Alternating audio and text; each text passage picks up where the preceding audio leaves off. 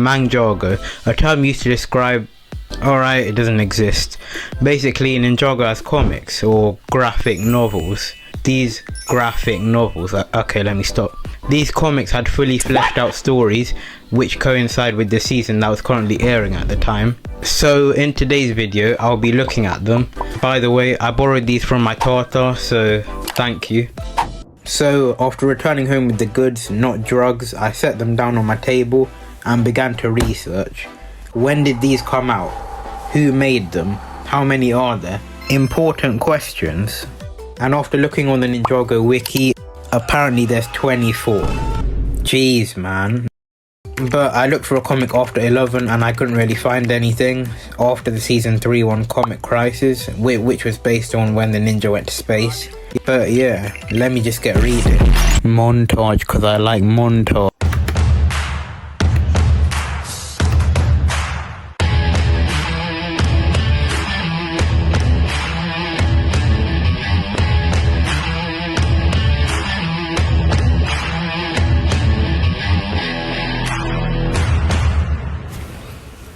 Yeah, I was having too much fun with that. So...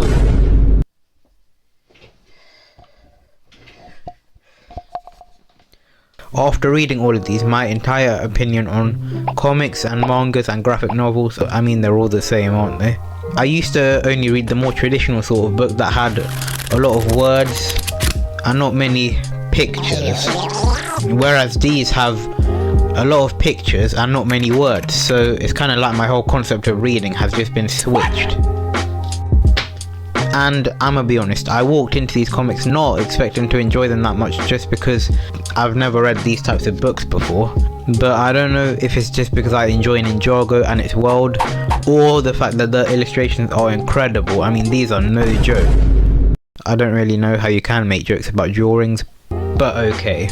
Now, if you live in Europa, you may know that each month we get a small little Ninjago magazine that comes with a free minifigure. And these have gotten a lot more expensive over time.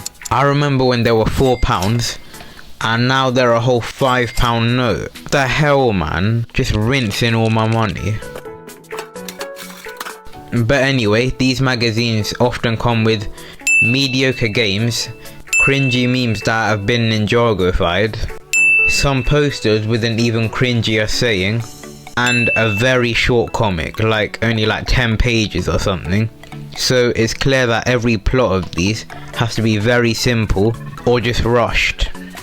Now, I don't actually read these whenever I buy the magazines because I have a life. But I will give credit where credit is due. The visuals do compare with the original comics, which, given that we get a comic every month for this, I mean, that's just fair play, to be honest. So basically, the original comics are where it's at with the Ninjago manga, not this. So now let's get into why I think we need more of these Ninjago comics. But first you need to subscribe, man. I'm trying to hit 1,500 subscribers by the end of 2025. Will we do it? Probably not, but still subscribe. To be fair though, we are getting more Ninjago comics as of recently, like Spinjitzu Brothers, Shatter Spin. If there are any others, let me know. Okay, so I've just looked on the Ninjago wiki and clearly I haven't done my due diligence and research properly. Apparently there's a comic after Comic Crisis called Tournament of Elements, which is based on Tournament of Elements, and a couple others after that, like Ghost Ninja, From Ghost to Pirates, Games, Ghosts and Pirates, and The Untold Tales of Skybound. Yes, it's a lot. In my defense, when I searched up Ninjago Taught Comic, none of these came up. Anyway, back to the video. The longer run time, I've already talked about this, but the Ninjago comics were so short, like me, that it was hard to actually be interested in any of them. So given that these books have an average lifespan of around 60 pages, even though the actual story starts at like page 18 or something, but even still, this allows each story to be captivating to read and can actually pull you into the plot and connect with it, and doesn't feel rushed, which allows it to come to a proper, exquisite resolution and leaves you feeling all tingly inside.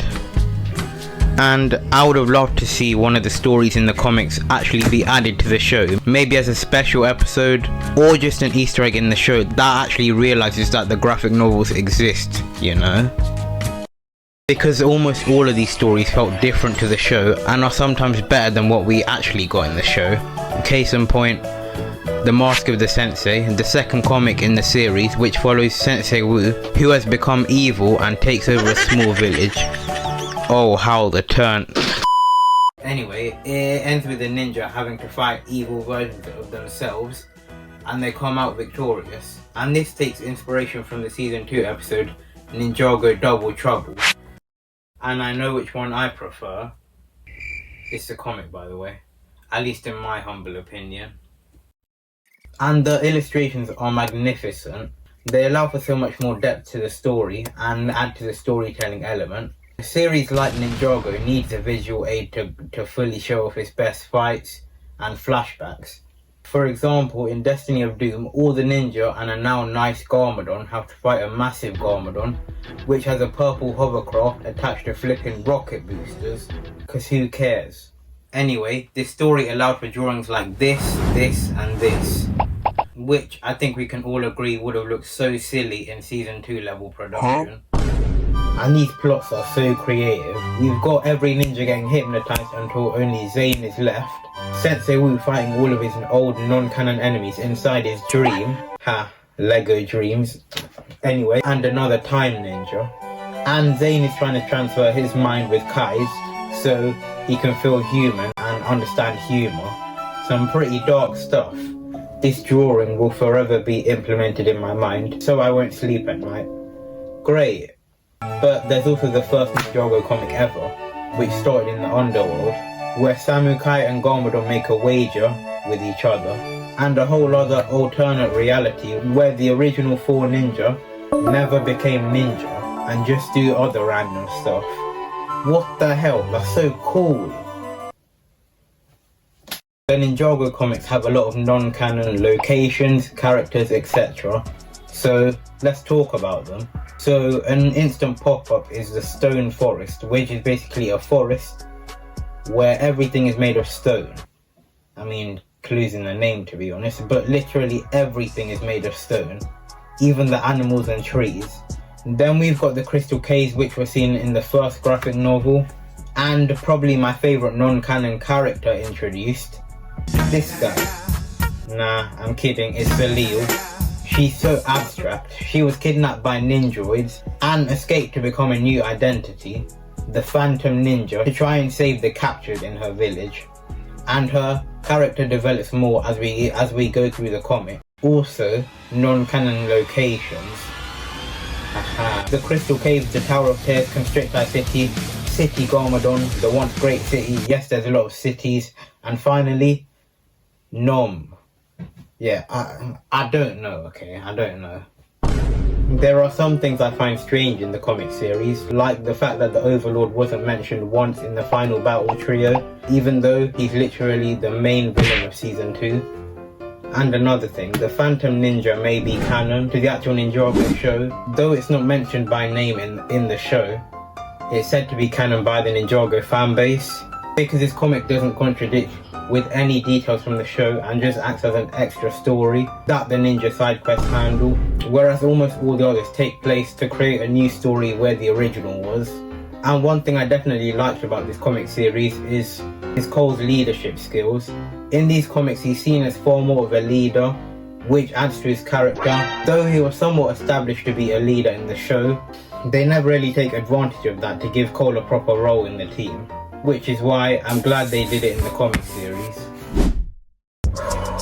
So yeah, Ninjago comics, they're fun, and I really want more of them in Dragon's Rising. Maybe exploring the merged lands and expanding on side characters like Bonzul, Geo, Gandalaria, etc. So yeah, subscribe and like the video. And yeah, one final thanks to my Tata who let me borrow these. Thank you. So anyway, join next video to see who will be victorious. 2 Lego sets, 1 champion. Join us, well it's just me, on October 3rd, the spooky season, for a video that isn't spooky in the slightest. Bye.